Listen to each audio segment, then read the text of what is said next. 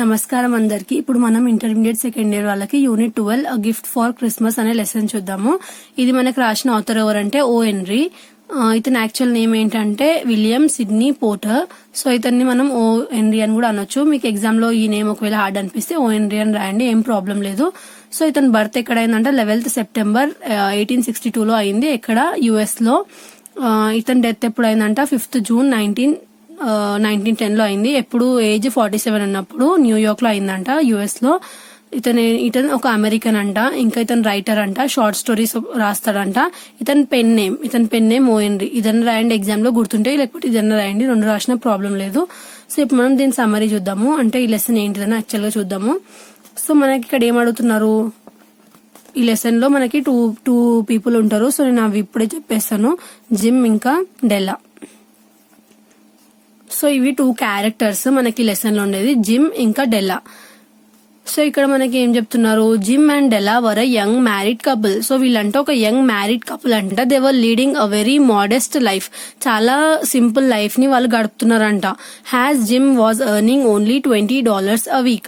ఒక వీక్ కి $20 ఎర్న్ చేస్తున్నారంట. ఎవరు, Jim. Della and Jim love each other very deeply. వాళ్ళిద్దరు చాలా ఒకరినొకరు చాలా లవ్ చేస్తారంట. They could make any sacrifice to please the other one. వాళ్ళు ఏం చేస్తారంట, ఏదన్నా సాక్రిఫైస్ చేస్తారంట. అంటే ఒకరు సంతోషం కోసం ఇంకొకరు ఏదైనా త్యాగం చేస్తారంట. As Christmas is arriving. వీళ్ళ మ్యారేజ్ అయిన కొత్తలో ఏం ఫెస్టివల్ వస్తుందంట, ఫస్ట్ క్రిస్మస్ వస్తుందంట. క్రిస్మస్ అనేది దగ్గర వస్తుంది కాబట్టి Della was determined to buy a rare and memorable gift for her husband gym.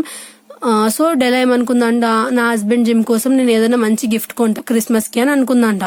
Della on the other hand could save only $1.87 from her expenses. తన ఎక్స్పెన్సెస్ అన్ని పోగా తన దగ్గర ఎంత ఉంది అంటే $1.87 మాత్రమే మిగిలి ఉన్నాయంట. After deep thinking she got an idea to procure the money to get a gift for her husband. So తనకి ఏమైందంట, చాలాసేపు థింక్ చేయడం వల్ల తనకు ఒక ఐడియా వచ్చిందంట, ఎలా గిఫ్ట్ కోసం వాళ్ళ హస్బెండ్ గిఫ్ట్ ఇవ్వడం కోసం డబ్బులు సంపాదించాలని చెప్పి ఒక ఐడియా వచ్చిందంట. She went to salon and sold her long and beautiful hair for $20. So ఏమైందంట, తనకు ఒక లాంగ్ హెయిర్ ఉండే అంట. తన జుట్టు చాలా ఇంకా చాలా పెద్దగా ఉండే అంట. సో తనకి ఇప్పుడు అది ఏదైతే క్రిస్మస్ ఉందో అప్పుడు వాళ్ళ హస్బెండ్ గిఫ్ట్ ఇవ్వడానికి తనకి మనీ కావాలి కదా. సో ఏదైతే వేరే కంట్రీస్ లో హెయిర్ అమ్మితే మనీ ఇస్తారు, సో అలాంటి సెలూన్ కి వెళ్ళిందంట. వెళ్ళి తన ఏదైతే లాంగ్ హెయిర్ ఉందో దానికి చాలా కాస్ట్ వస్తుంది కదా. సో ఆ మొత్తం లాంగ్ హెయిర్ అమ్మేసి తను ఏం చేసిందంటే $20 తీసుకుందంట. Then she went to shopping. ఏం చేసిందంట, షాపింగ్ కి వెళ్ళిందంట. షాపింగ్ కి వెళ్ళి after a long search she got a platinum watch chain. So ఏం చేసిందంట, వాళ్ళ హస్బెండ్ దగ్గర వాచ్ ఉందంట, బట్ దానికి చైన్ లేదంట. సో వాచ్ చైన్ కొందామని చెప్పి ఎప్పటి నుంచో అనుకుంటున్నాడంట అతను. సో తిను గిఫ్ట్ ఇవ్వాలనుకుందంట. సో ఏం చేసిందంట, చాలాసేపు వెతికిన తర్వాత ఒక ప్లాటినం వాచ్ చైన్ దొరికిందంట. సో తను ఏం చేసిందంట, ఏదైతే వాళ్ళ హస్బెండ్ ది యాన్సిస్టర్ అంటే వాళ్ళ తరతరాల నుంచి వస్తున్న ఒక వాచ్ ఉందంట, గోల్డ్ ది. సో దానికి ఏదైతే వాచ్ చైన్ ఉంటుందో అది లేదంట దానికి చైన్. సో అతను ఎప్పటి నుంచో కొనుక్కుందాం అనుకున్నాడు. సో తిని గిఫ్ట్ ఇద్దామని అనుకుంది. She packed and return home to wait for her husband. ఏం చేసిందంట, ప్యాక్ చేయించుకొని ఇంటికి వెళ్ళిందంట. జిమ్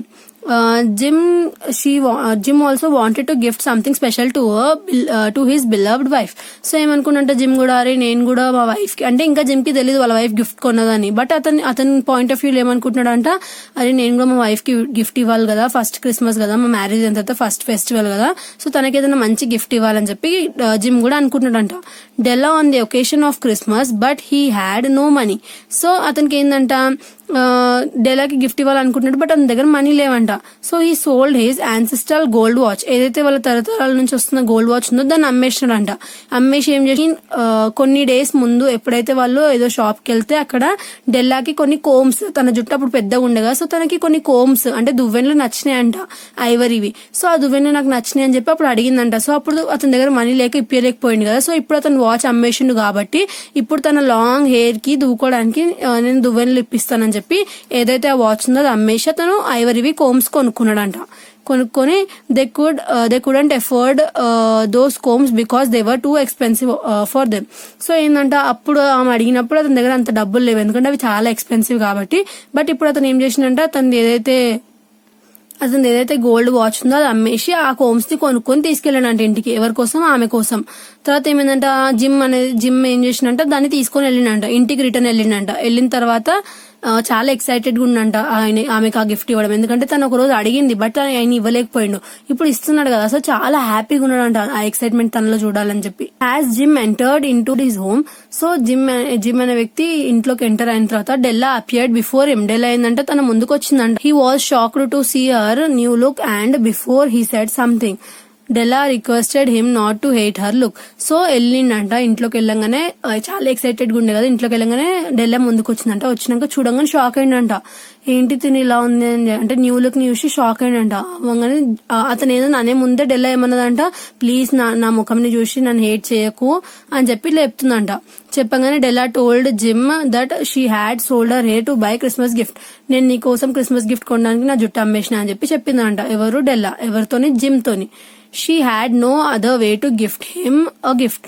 నీకు గిఫ్ట్ చేయాలంటే నాకు ఇంకా వేరే ఆప్షన్ లేకుండా డబ్బుల కోసం అని చెప్పి చెప్తుందంట. Jim could understand her very well and Jim also took out his gift. So Jim ఏం చేసినంట, అర్థం చేసుకుని అతని గిఫ్ట్ కూడా బయటికి తీసినంట. Which he bought for Della. Della కోసం తెచ్చిన గిఫ్ట్ ని తనకి ఇచ్చిందంట. ఇవ్వగానే she felt very happy and consoled her husband. ఏం చేసిందంట అంటే ఆమె ఏదైతే లాంగ్ హెయిర్ ఉండే అనుకుని అతను కోమ్స్ కొన్నాడో ఆమెకు ఆ లాంగ్ హెయిర్ లేదు. తను ఏదైతే అతని దగ్గర గోల్డ్ వాచ్ ఉంది అనుకుని అతనికి గోల్డ్ చైన్ కొన్నదో ఆ గోల్డ్ చైన్ అతను అమ్మేసినాడు. సో ఏమైంది ఇక్కడ, అతను ఈమె కోసం తెచ్చిన గిఫ్ట్ పోయింది, తను ఆమె కోసం తెచ్చిన హెయిర్ కూడా తన దగ్గర లేదు. సో ఇట్లా ఆపోజిట్ కి ఇద్దరు ఒకళ్ళు సాక్రిఫైస్ చేసుకుని ఏదైతే సాక్రిఫైస్ చేసిన వస్తువుకి ఇంపార్టెన్స్ ఉందో దానికోసం తెచ్చినవి వాళ్ళ దగ్గర లేవు కదా. సో ఇప్పుడు ఆ సిచ్యువేషన్ వాళ్ళు ఎలా హ్యాండిల్ చేస్తారంటే, husband that her hair would grow very fast and within few days she could get అంటుంది. నువ్వు తెచ్చిన కోమ్స్ ఏం వేస్ట్ కావు, నువ్వేం భయపడకు, ఎందుకంటే ఇంకా కొన్ని రోజులు అయినాక నా హెయిర్ మళ్ళీ రీగ్రోత్ అవుతుంది కదా, అప్పుడు నేను ఈ కోమ్స్ ని వాడతాను, నువ్వేం వరీ అవ్వకు అని చెప్పి అతన్ని కన్సోల్ చేస్తుంది. Both felt very happy with each other sacrifice, love, affection.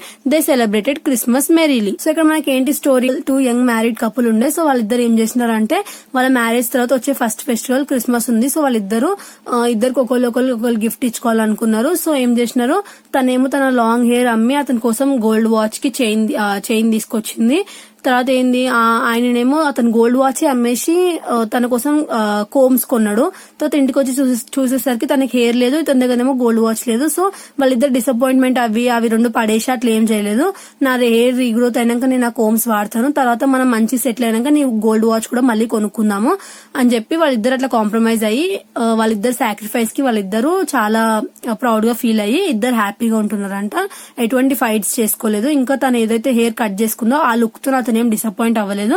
అతను ఎలా ఉన్నా ఆయన లవ్ చేసిండు కాబట్టి దాన్ని ఎలా ఉన్నా యాక్సెప్ట్ చేస్తా అని చెప్పి అతను ఒక స్టెప్ తీసుకొని తనని ఏమనకుండా అలానే ఉన్నారు. సో ఇది మనకి స్టోరీ. తర్వాత లాస్ట్ కి ఏమైందంటే వాళ్ళిద్దరు హ్యాపీగా క్రిస్మస్ ని సెలబ్రేట్ చేసుకున్నారంట, ఏం ఈగోస్ ఇంకేం ఫైట్స్ లేకుండా.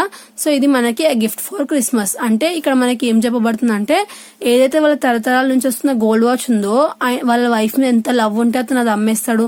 ఇంకా తను ఎన్నో ఇయర్స్ నుంచి పెంచుకుండొచ్చు అంత లాంగ్ హెయిర్, వాళ్ళ హస్బెండ్ కోసం తను కట్ చేపించేసుకుంది కదా. సో మనకి ఈ లెసన్ ద్వారా ఏం తెలుస్తుంది అంటే, లవ్ ఇంకా ఎఫెక్షన్ వల్ల మనం ఏదైనా సాక్రిఫైస్ చేయొచ్చు. సో ఏది ఇంపార్టెంట్ ఉండదు లవ్ కంటే అని చెప్పి చెప్పబోతున్నారు ఈ లెసన్ లో మనకి. ఎవరు? O Henry. ఇక్కడ మనకి క్వశ్చన్స్ ఇచ్చారు. క్వశ్చన్స్ ఏంటివో చూద్దాము. Love, sacrifice and generosity are the essential elements of happy living. So ఇక్కడ మనకి ఏమని చెప్తున్నారు, బతకడానికి మనకి లవ్, సాక్రిఫైస్ ఇంకా జెనరసిటీ 3 ఉండాలి. ఎందుకు అని చెప్పి ఎక్స్ప్లెయిన్ చేయమంటున్నారు. ఒకవేళ లవ్ లేకపోతే ఇంకేముంటది, ఫైట్స్ అవుతా ఉంటాయి. ఓకే, సాక్రిఫైస్ అంటే కంపల్సరీగా చేసుకోవాలి. ఇప్పుడు ఒక గర్ల్ సాక్రిఫైస్ చేసినందుకే కదా జిమ్ తోని వచ్చింది, లేదంటే వాళ్ళ ఫాదర్ ఇంకా మదర్ తోనే ఉంటుండే. తను సాక్రిఫైస్ చేసి వాళ్ళ హస్బెండ్ దగ్గరకు వచ్చింది కాబట్టి ఆ సాక్రిఫైస్ అయింది కదా.